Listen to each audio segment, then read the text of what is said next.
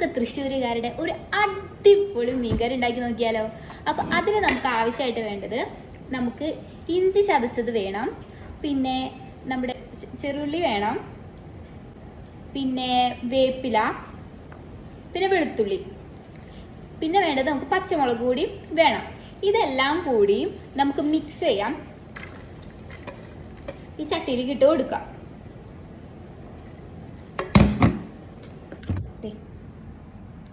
അതിലേക്ക് ഇച്ചിരി മഞ്ഞപ്പൊടി, മുളക് പൊടി ഒരു 2 സ്പൂൺ,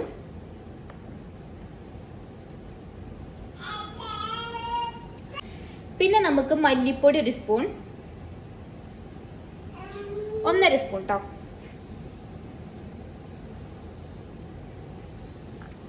ഇത് കുറച്ച് വെളിച്ചെണ്ണ ഒഴിക്കണം.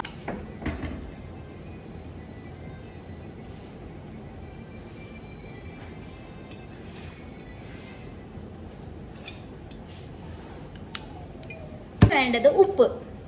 ഞാനിവിടെ ഹിമാലയൻ സോൾട്ട് ആണ് ഉപയോഗിക്കുന്നത്. നിങ്ങൾക്ക് വേണമെങ്കിൽ നോർമൽ വൈറ്റ് കളറുള്ള ഉപ്പ് ഉപയോഗിക്കാം. ഇപ്പൊ നമുക്ക് ആവശ്യത്തിന് ഇട്ട് കൊടുക്കാം. അതിനുശേഷം നമ്മളിത് നന്നായി കുഴച്ച് മിക്സ് ചെയ്യാം.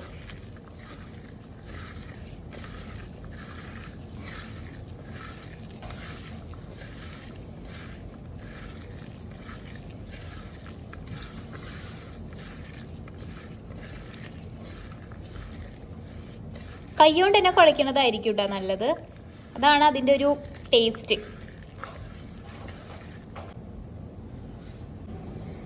പിന്നെ നമ്മൾ നാളികേര പാലാണ് ഉപയോഗിക്കുന്നത്. അപ്പോൾ നമ്മൾ നാളികേര പാല് 1-ാം പാല് നമ്മൾ മാറ്റി വെച്ചിട്ടുണ്ട്. ഇത് 2-ാം പാലും 3-ാം പാലും നമ്മൾ ഇതിലേക്ക് ഒഴിച്ചു കൊടുക്കണം.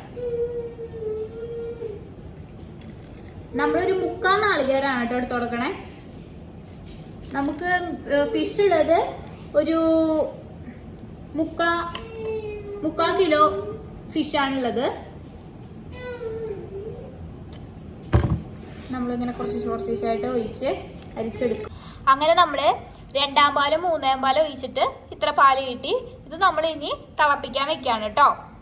തിളപ്പിക്കാൻ വെക്കാം. നമുക്കിനി ഒരു തക്കാളി ഞാൻ ആഡ് ചെയ്ത് കൊടുക്കുന്നുണ്ട്. വേണമെന്നില്ല, ആവശ്യമെങ്കിൽ മാത്രം തക്കാളി യൂസ് ചെയ്താൽ മതി. ഇത് തിളച്ചതിന് ശേഷം നിങ്ങൾക്ക് മാങ്ങ വേണമെങ്കിൽ മാങ്ങ ചേർക്കാം, അല്ലെങ്കിൽ കൊടംപുളി വേണമെങ്കിൽ ചേർക്കാം. ഞാനിവിടെ ചേർക്കുന്നത് കൊടംപുളിയാണ്. അങ്ങനെ കഴുകി വെച്ചിട്ടുള്ള മീൻ നമുക്ക് ഓരോന്നോരോന്നായിട്ട് ഇതിലേക്ക് ചേർത്ത് കൊടുക്കാം. നമ്മളിവിടെ യൂസ് ചെയ്തിരിക്കുന്നത് കിങ് ഫിഷ് ആണ്.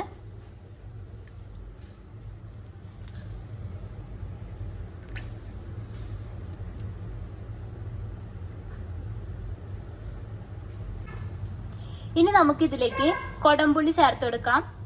നമ്മളിതിലേക്ക് 3 കൊടംപുളിയാണ് ചേർക്കുന്നത്.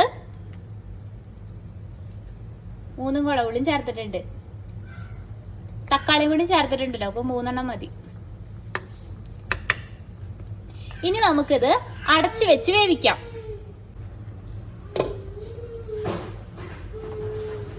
ലോ മൂഡിൽ വെക്കാം കേട്ടോ.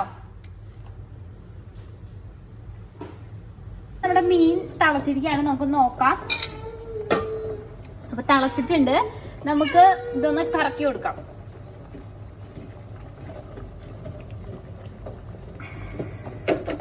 പരമാവധി നമ്മൾ ഇളക്കാണ്ട് സൂക്ഷിക്കാം. കുറച്ചുകൂടിയും വേവട്ടെ കേട്ടോ. നമ്മുടെ മീൻകറി ഏകദേശം വെന്ത്. ഇനി നമുക്ക് ഇതിലേക്ക് 1-ാം പാൽ ഒഴിക്കാം.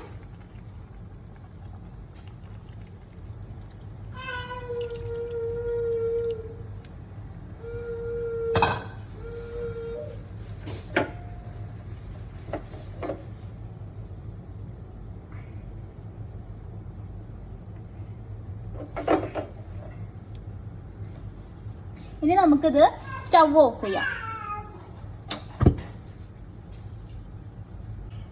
നമ്മള് കാച്ചാനുള്ള എണ്ണ ഒഴിക്കാണേ.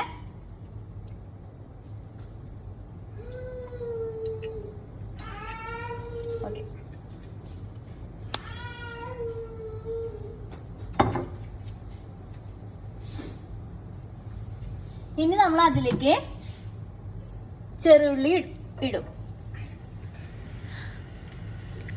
അങ്ങനെ നമ്മുടെ ചെറുള്ളി നന്നായി മൂത്ത് വന്നിട്ടുണ്ട്. എന്നിട്ട് അതിലേക്ക് കറിവേപ്പിലയും കൂടി ആഡ് ചെയ്തിട്ട് നന്നായി ഇളക്കി കൊടുക്കാം.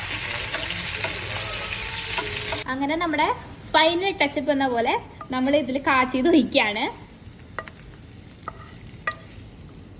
ഓ നല്ല സ്മെല്ലില്ല ചേ.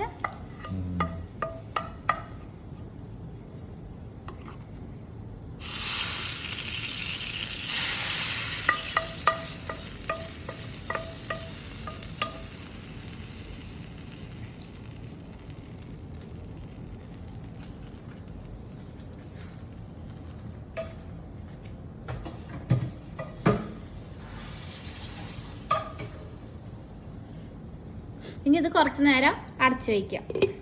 അങ്ങനെ നമ്മുടെ തൃശ്ശൂർ സ്റ്റൈല് ഫിഷ് കറി ഇവിടെ റെഡി ആയിരിക്കുകയാണ്.